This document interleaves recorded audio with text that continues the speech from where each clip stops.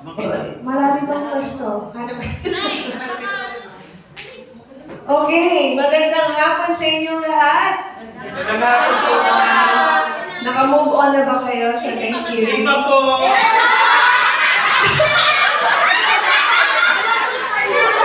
Hindi ba tayo maka-move on? Hindi tayo mag-move on. Hindi. Praise the Lord. Salamat sa Panginoon sa masyadong malakas yung parang 5,000 tayo dito sa loob. Okay, ilang kemot na lang. Malapit na ang Christmas. Marami tayong mga preparation na gagawin. Madami na namang bisita si Amo. Marami na namang paampaw.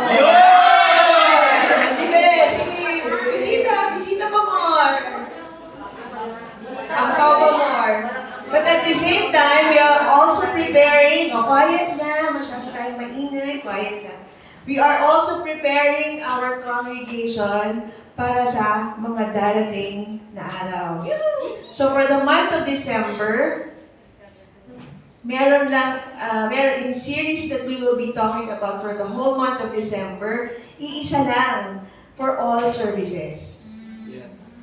Ngayon, si PH andun sa Bible House to preach the same message that I will be sharing with you today.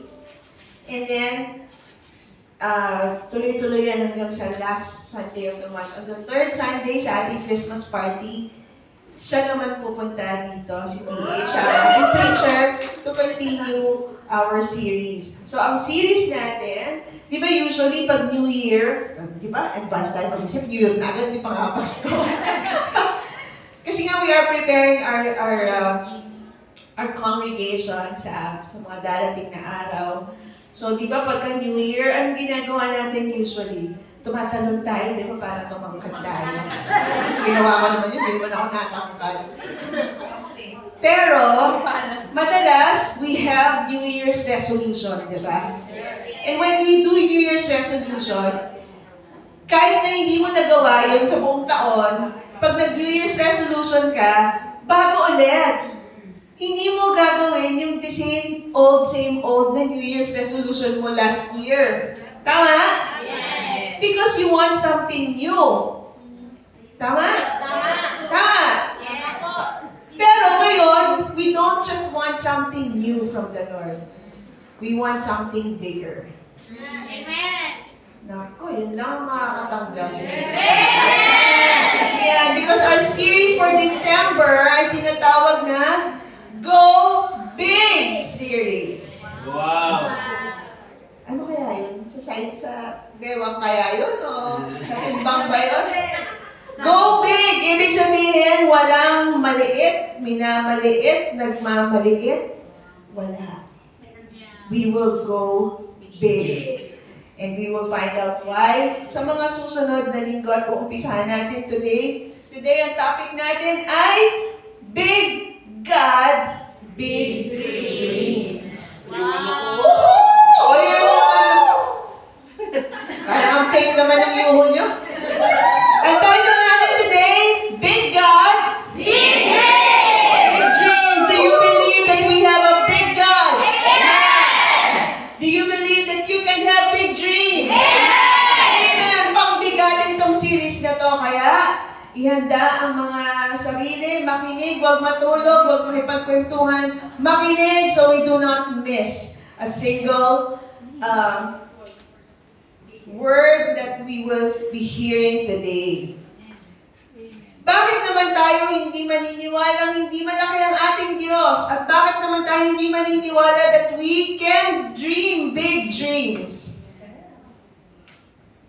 This coming year, God is not just calling us to dream again, but He is calling us to dream bigger.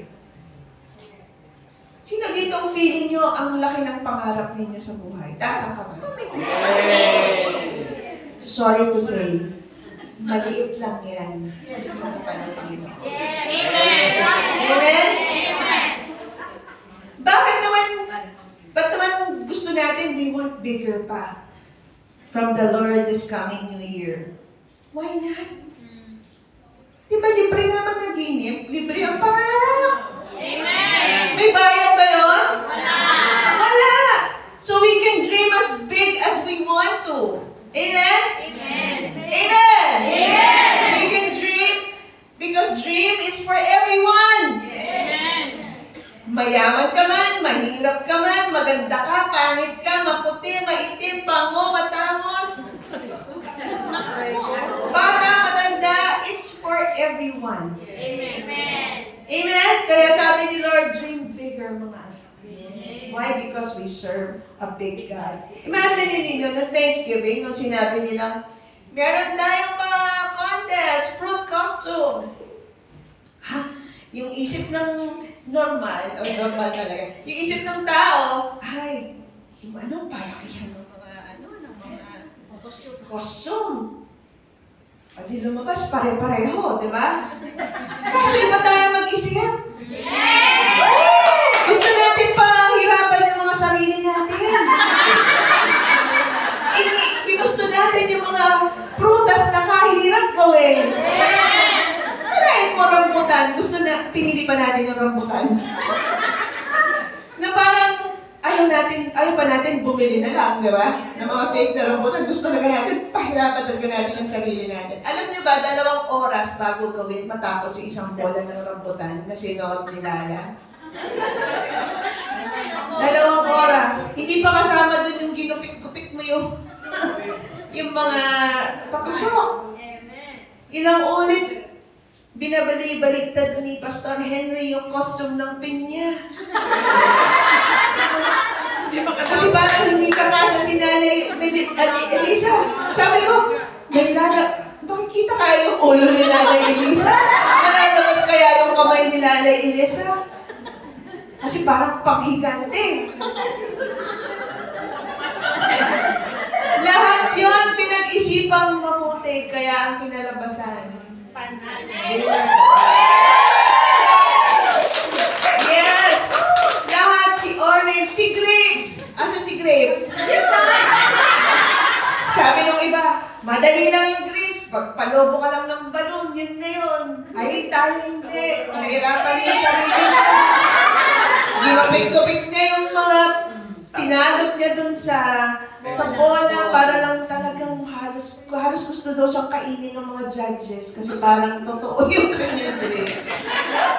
Iba tayo mag-isip! At nung sinabi naman na nag-usap kami nila Pastor Henry, sabi ko, maganda siguro. Kasi pag sinabi namang fruit boot, inisip naman ng iba, maganda ng carvings ng animals.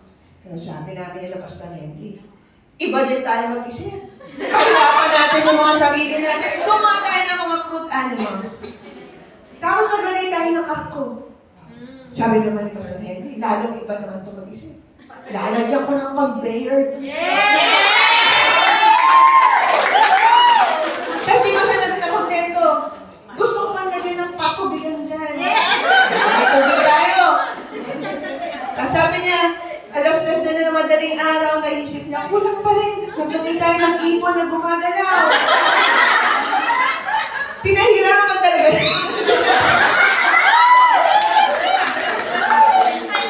Really? Palakpakan na natin siya sa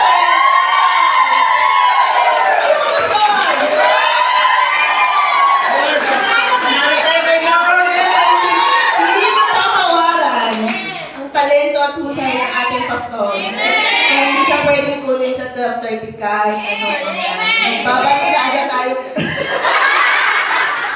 And of course, lahat ng mga volunteers na tumulong. Thank you so much. Thank you! Tayong lahat ay panalo na from the very Amen. beginning dahil nakita natin ang pagkakaisa. At sa ating paglipat sa Orchard Towers sa January, ganun din ang nais nating isipin. Di ba lagi nilook forward natin yung malalaking events? Kasi iba yung synergy, iba yung energy na nagsama-sama yung ating mga congregation. Di ba? Ang gaganda ng mga events natin palagi, wala pa tayong pumalpak na events.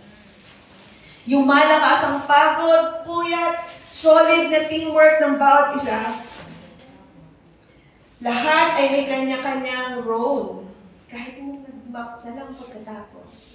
Kahit yung nag-usher, kahit yung kung ano man ang naging, ikaw yung inutusan kong kumuha ng tubig, para may patubigan ni Pastor Henry, magkaroon ng tubig. Ang hirap naman ng patubigan naman ng tubig.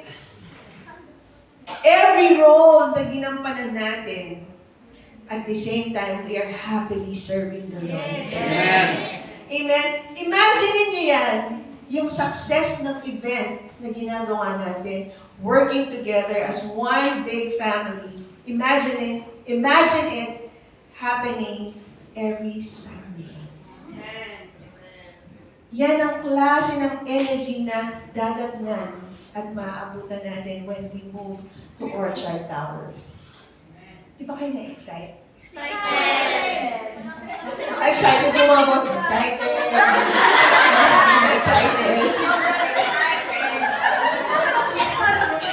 Yung mga ayaw pang mag-move on dito sa Katong, sinasabi ko sa inyo, imagine ninyo, 10 years pa tayo dito. Parang wala ng challenge. We get too comfortable. Tama? We get too complacent. So God is saying, let's go bigger. Amen? Amen. Sabi sa Ephesians chapter 3, verse 20, unto Him who is able to do exceedingly abundantly above all that we ask or think or even imagine, according to the power that is at work within us. Sabi sa Tagalog, sa Kanya na makakagawa ng higit pa kaysa maaari natin hilingin at isipin sa pamamagitan ng kapangyarihan na kumikilos sa atin. Lalakihan, hihigitan at lalabis-labisin pa ng Panginoon para sa atin. Sabi sa ibang version, never doubt God's mighty power to work in you and accomplish all this. He will achieve infinitely more, infinite, walang katapusan, more, sobra-sobra, than your greatest request. Ano yung greatest request mo? He can achieve infinitely more, your greatest request, than your most unbelievable dream. Yung dream mo na blue eyes, dapat green eyes ang bigyan mo. Unbelievable dream. And exceed your wildest imagination. He will outdo them all. Amen. Woo! Praise the Lord. Kaya ng Diyos na mas lakihan, mas higitan ang lahat ng nag-iisip at di mo kayang isipin na maaaring mangyari para sa iyo. Amen. Kaya wag niyong lamlamin ang inyong mga sarili, ang inyong mga kinalalagyan ngayon. Hindi pa tapos si Lord. Amen. He's just starting. Nag-uumpisa pa lamang siya sa bawat isa sa atin. Nag-uumpisa pa lamang siya dito sa atin, sa ating congregation and sa buong PhilCS. So anong ibig sabihin ng verse na ito? Pakinggan ninyo itong mabuti. Ang laki, okay. Sabi dun sa notes, the rise and fall of your dreams depends on the revelation of God in your life. Sa Tagalog, para mas lalo natin maunawaan, ang laki ng pangarap mo ay base sa laki ng pagkakilala mo sa Diyos. Amen. Gaano kalaki ang pangarap mo? Ibig sabihin, ganun din kalaki ang pagkakilala mo sa Diyos. Hanggang saan mo kilala ang Diyos sa buhay mo? Doon lamang aabot ang pangarap mo. Ninanamdam niyo ba yun? Hanggang saan lang ang kaya mong pagkakilala sa Panginoon? Kinikilala mo ba siya ng lubusan sa iyong buhay? O hanggang diyan ka lang? Hanggang diyan lang din ang maabuti ng pangarap mo. At habang lumalalim ang pagkakilala mo sa Diyos, mas lumalaki ang pangarap mo. Amen. Amen! Kaya wala ditong makitid ang utak. Walang sarado ang utak. Pagkat sa maliit nating utak, ganyan lang kapirangtot ang utak natin.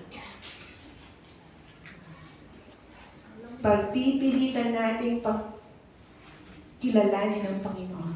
sa kanyang kalakihan. Nakikita niyo yung video na yan? Malaki pa dyan si Lord. No. Di ba sobrang, wow, massive, ang laki. Malaki pa dyan si Lord. He's bigger than the universe. Amen.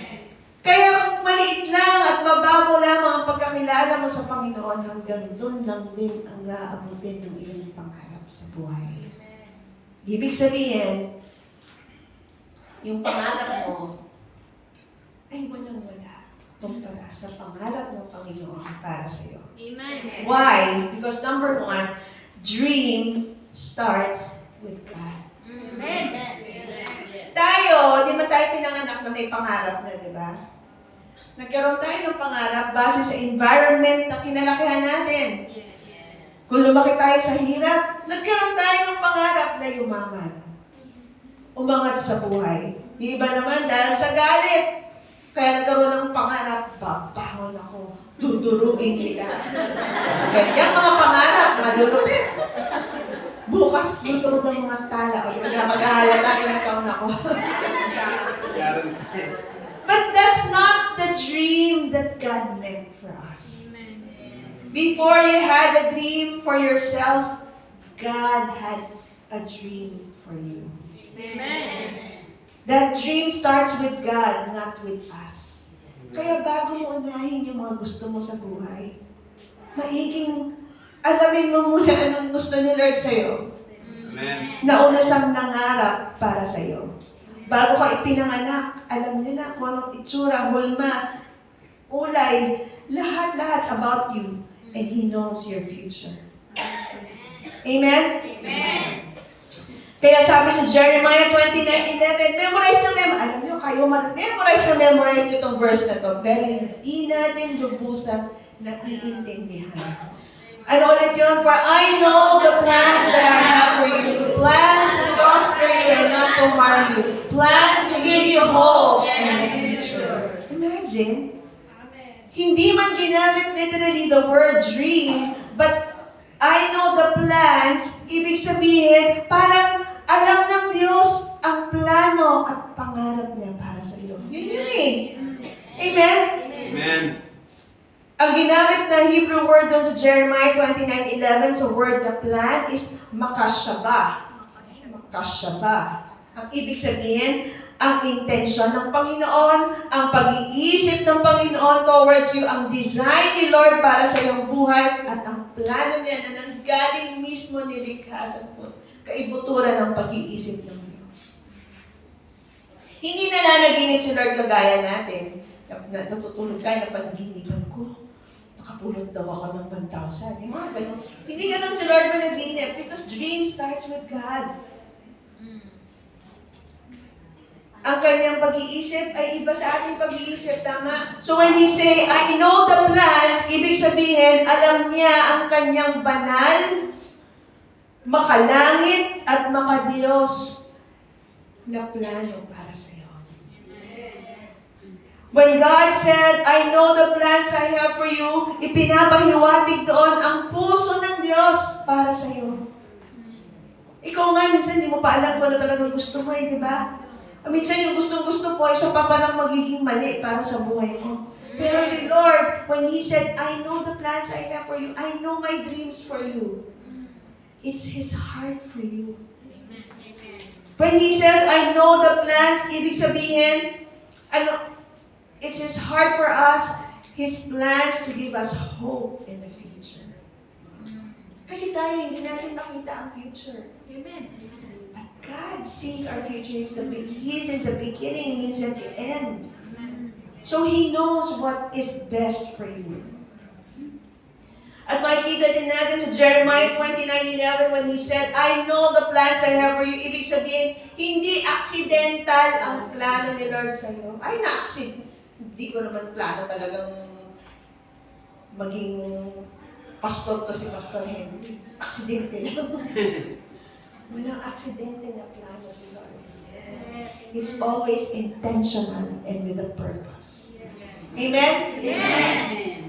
Si Abraham, nung time na si Genesis chapter 15, sinabi ng Panginoon sa kanya, I am your shield, I am your great, exceedingly great reward. Sabi naman ni Abraham, paano mo naman nasasabi na bless ako, hindi mo nga ako mabigyan na, hindi nga ako magkaanak.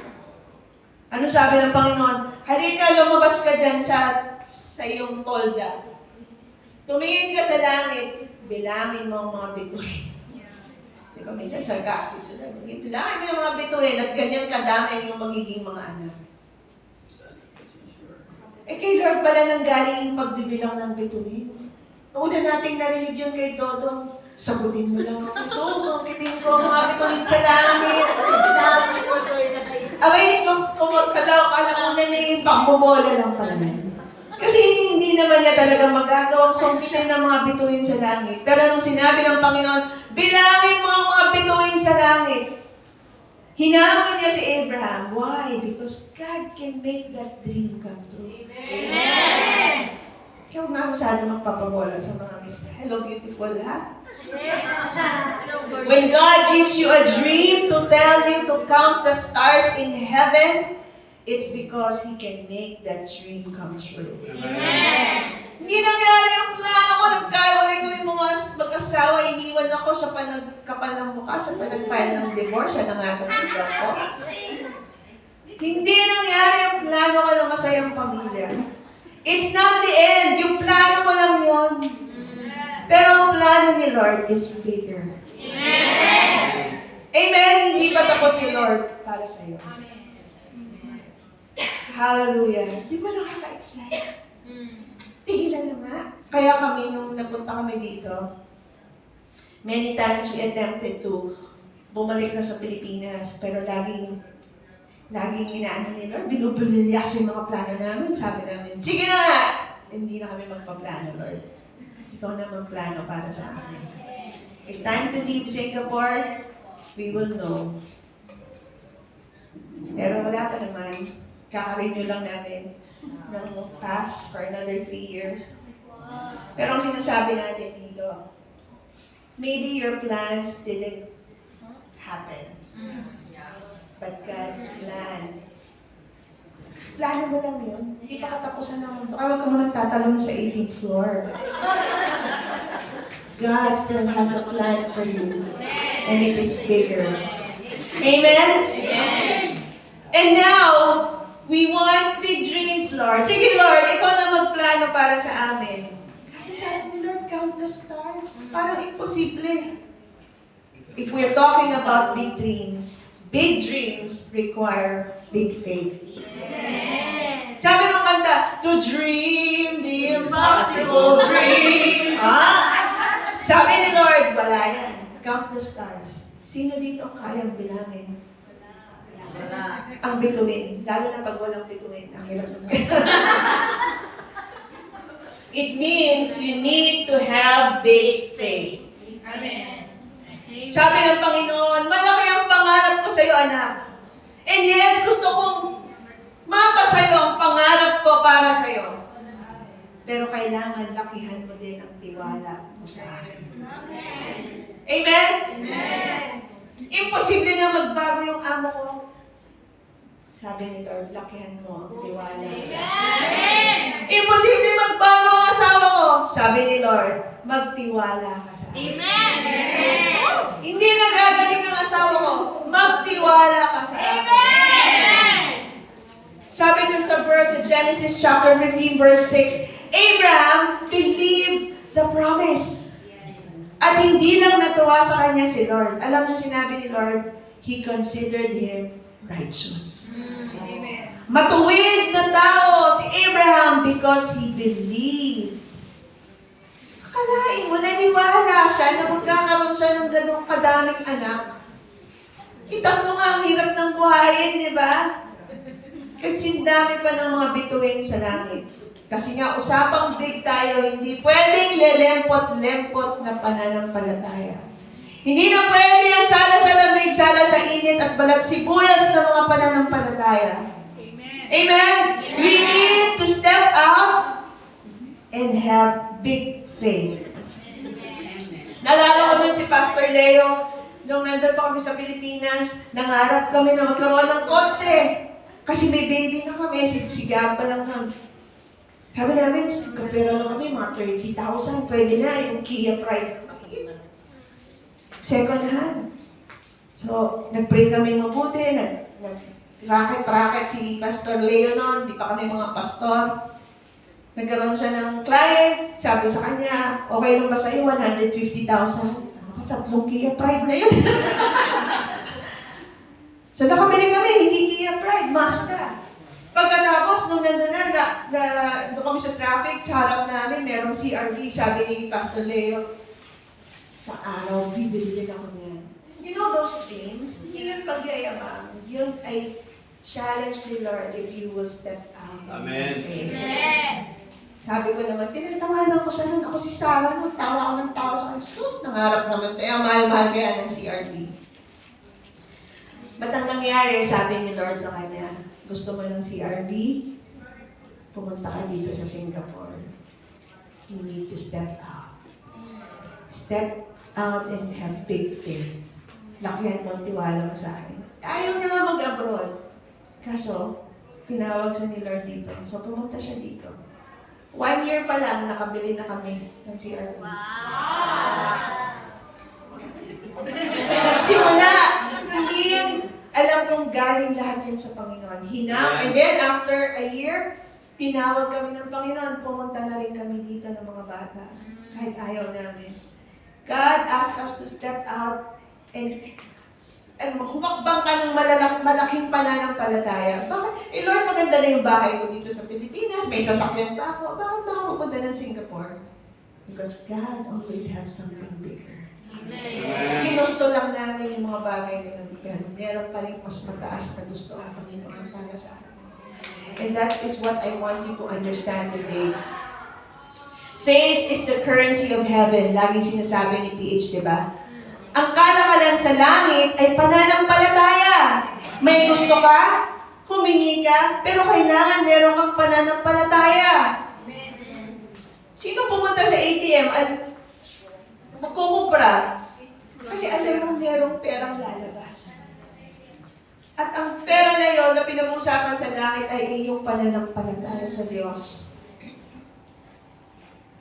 Ang pananampalataya na, malaking pananampalataya na hindi ginagamitan ng logic. Paano mangyayari yun? Hindi naman ako nakatapos ng pag-aaral. Paano ako magiging pastor?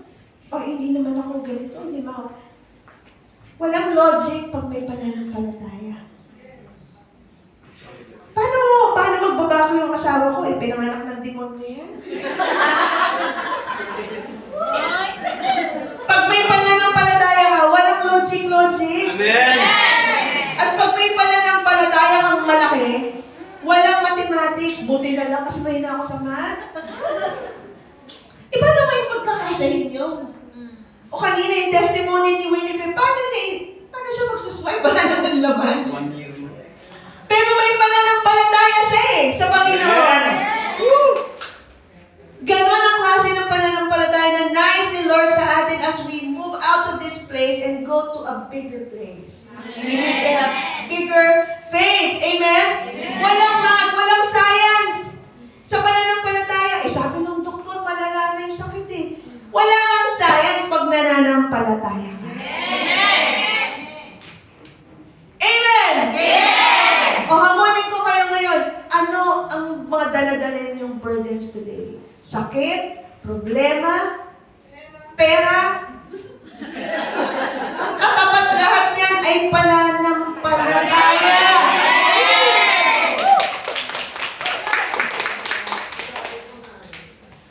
Nung na-hospital si Pastor Leo, ulitin ko ulit. Sunod-sunod si Ryan for many months since the start of this year, March, pinapagamot namin siya every month. Ang laki ng binabayaran namin sa espesyalista. Si PL na ospital, pagkalabas ni PL sa ospital, siya namang enrollment take-up sa college. Pag kunento ko talaga, siguro mababaliw ako. Paano mangyayari yun? Kaso may pananampalataya kami sa Panginoon. Walang math sa faith. Amen? And so we dream big. Maraming mga kwento sa Bible. Si Noah, Oh, gumawa ka ng arko, wala namang ulan, wala pa silang, hindi pa nila alam kung ano ang ulan, wala namang baha, pinagawa ng arko. Napakaraming kwento, si Joseph, si David, si Mary. Kung sa pangarap mo, hindi mo kailangan si Lord, hindi pa yan big dream. Kaya ako kahit lang ako, racket dito, racket doon, 20 dito, 20 doon, mabiging 100 din yan. O sige, mabot ka na 1,000 taon tayo mo bago mo makuha yung mataas mong pangarap. Kung hindi mo sinasama si Lord, kung hindi mo inuuna si Lord, yung pangarap mo, hindi pa yan ang big dream. That's only, Diyos ko, isang ganun lang yan, Lord. Amen? Amen. Hallelujah. Number 3, when we say, big God, big dreams, we need, sabi ko nga, we need big faith. Because small thinking dishonors a big God. Ang makikitid, maliliit na pag-iisip at pananampalataya ay pangbabastos sa Diyos na buhay at makapangyarihan. Wala ba tayong slide niyan? Naghahang? Mga utak natin, parang utak mo natin, naghahang minsan, di ba? Hang.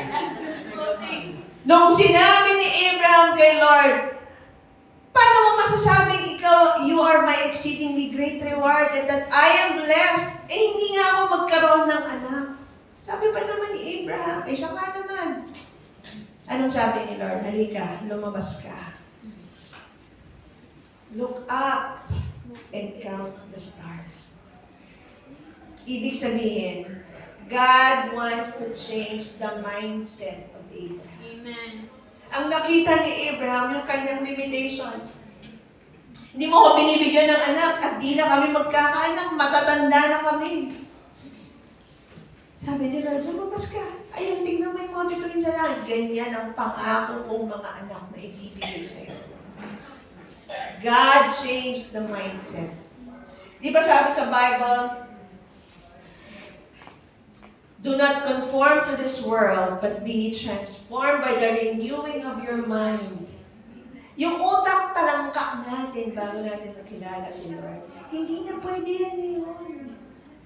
Amen? Amen. Yung utak natin na makitid pa sa lahat ng eskinita sa avenida, hindi na yan pwede ngayon. Amen? Amen. Nais ng Panginoon, baguhin mo na ang ating pag-iisip internally so that He can expand us externally. Amen. The only way to receive your greater blessing is for God to change our mind internally. Amen. Baguhin mo na ang ating pag-iisip. Why? Because hindi naman nagkulang ang Diyos sa pangako sa atin. Sino dito wala kayo natanggap na pangako from the Lord? Sino dito walang tinitindigan na pangako ng Diyos sa kanyang buhay? Meron? Lahat kayo, meron kayong pangako ni Lord na pinangahawakan. Amen? Amen. So, hindi tayo kapos. Kulang sa pangako. Lahat tayo may pangako na pinangahawakan sa Panginoon. Ang pagkakaiba lang natin ang ating perspective. How we see and face yung mga challenges natin sa buhay. Huwag natin limitahan ng Diyos sa size ng utak natin. Kakaya naman kay Lord, ang liit ng utak natin compared sa Kanya na parang tayo pa yung nagmamagaling. Ayoko na nga mag-pray, eh wala namang nangyayari. Ang liit ng utak mo. You're limiting God na parang magkasing utak lang kayo.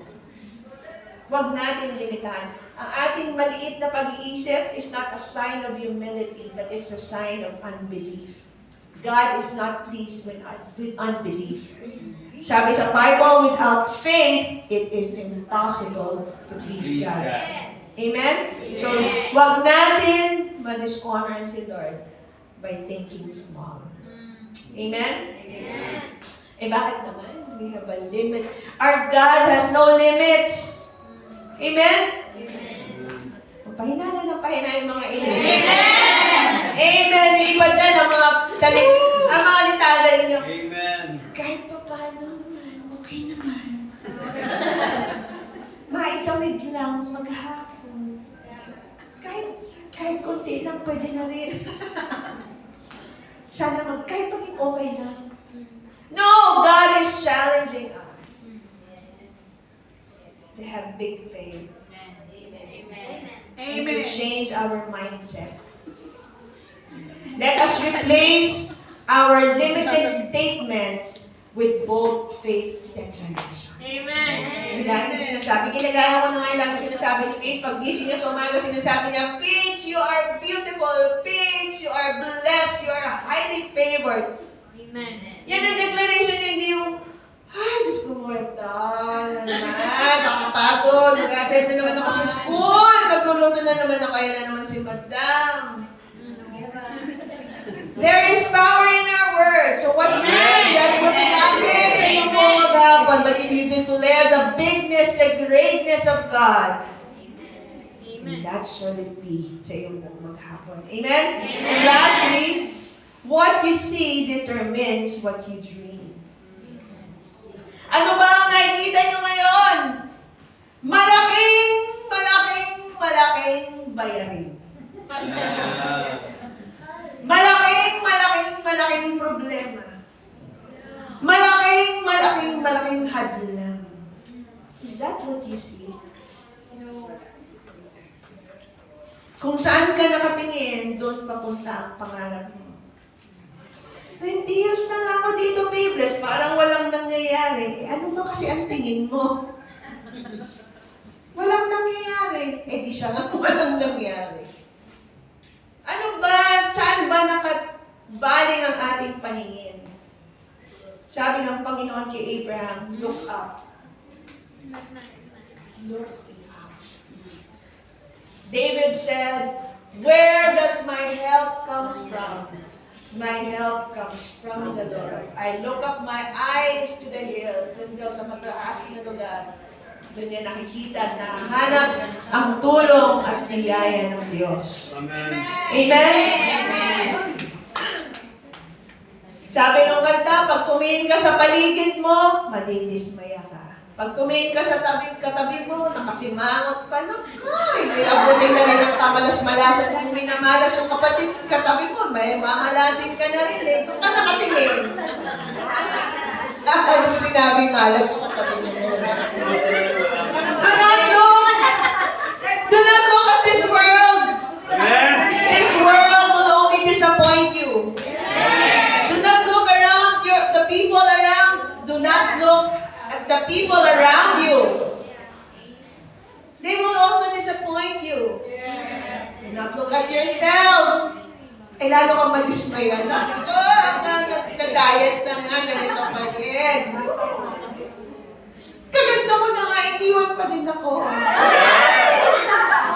Ano bang kulang sa akin? Maraming kulang sa atin, but if you look up, wala tayong pagkukulang. Amen. Don't look at the pain, look at the promise. Amen. Don't look at the possibility, but remember your identity. Sino ka ba? I am a child of God. Amen. Amen? Kung anak ka ng Diyos, ilang kulang. Kung na kay Kristo ka, ikaw ay kompleto. Lahat ng pangangailangan mo, sabi niya, ibibigay niya sa iyo. Ay, ano bang kulang? Wala na.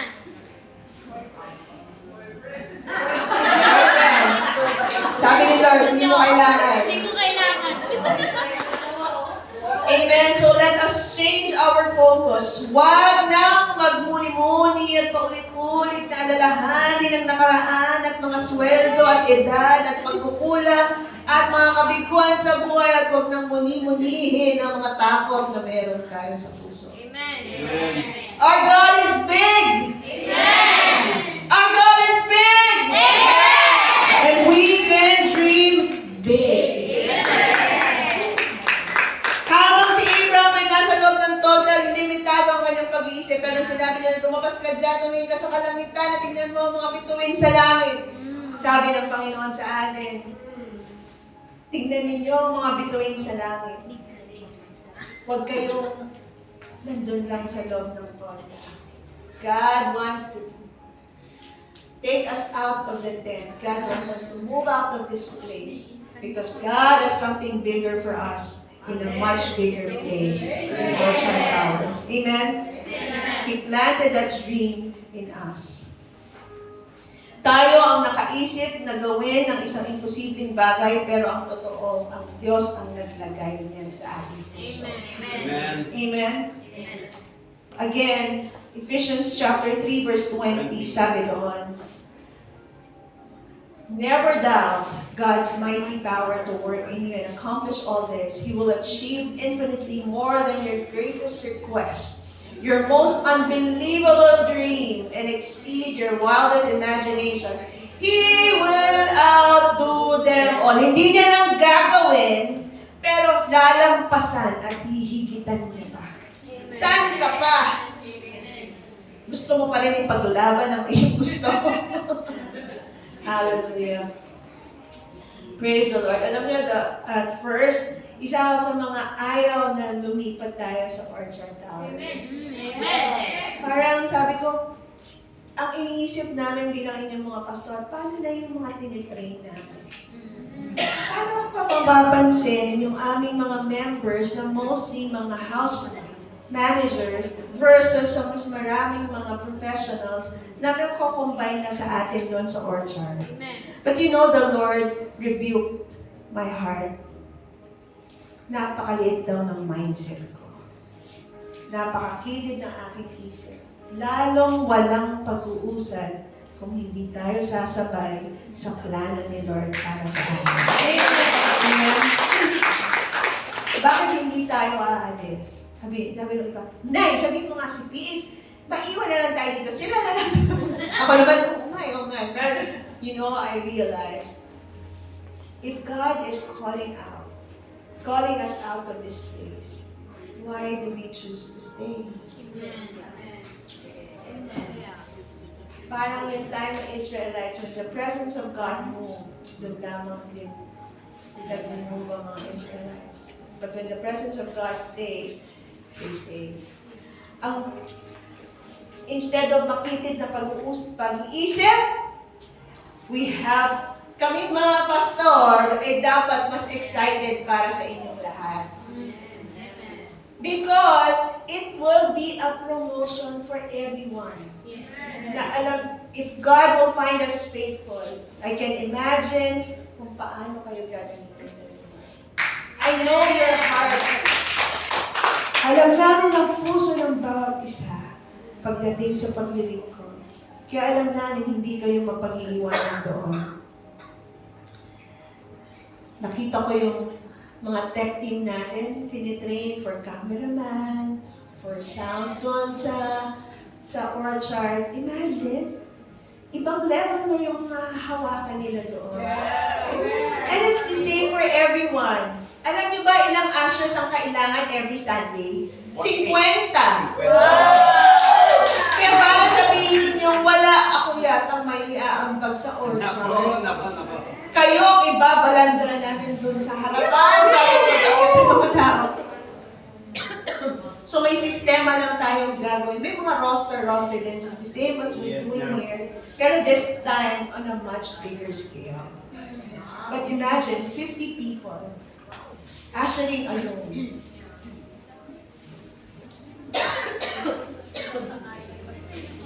And for the coming weeks, explain din namin sa inyo lahat ang mga galawan na maghihinap doon. Kaya ang paurong, ang pag-iisip, maiiwanan at mapag-iiwanan. The way is forward. Pasulong! Kaya huwag tayong matakot sa ating paglipat sa Orchard. I know that God has a big dream for us, Pastor Henry. God has a big dream for each and every one of you. Amen! Excited. Kaya nakaka-proud. You know, you will make us proud because I know Pag sinabing ushering team, ay nako, sandamakmak ang pwede natin ibigay. Pag sinabing tech team, ang dami nating tech team. Pag sinabing worship team, ang dami nating worship team. Events, SPE, ang dami. There is a place for us to serve. Amen. At kung wala talaga, then all you can do is to come and bring someone with you. Yan ang pinaka-ministry mo. To bring someone. Yan ang pinaka-magandang ministry. Amen? Kaya, kung kinaya natin yung Noah's Ark, Pastor Henry, yung mga ganong level ng mag-iisip, I think 12:30 congregation is ready for the big move. Amen! Sino excited? Sino hindi excited? Praise the Lord. Tayo lahat ay Hallelujah! Napakaganda ng lugar sa Orchard Tower. Nakita niyo na ba? Pero limited lang ang seats doon. I think nasa 400 something lang. 4:35. Pero may ano po, may overflow. May overflow po, 77. Pero gusto niyo itong kayo sa Kampungan? 500. Huwag malilate. Amen. Kasi ang pintuan ay nandun sa stage. Kaya pag kayo dumating natin, kitang-kita kayo dun sa stage. Okay? Now let's prepare our hearts for the communion.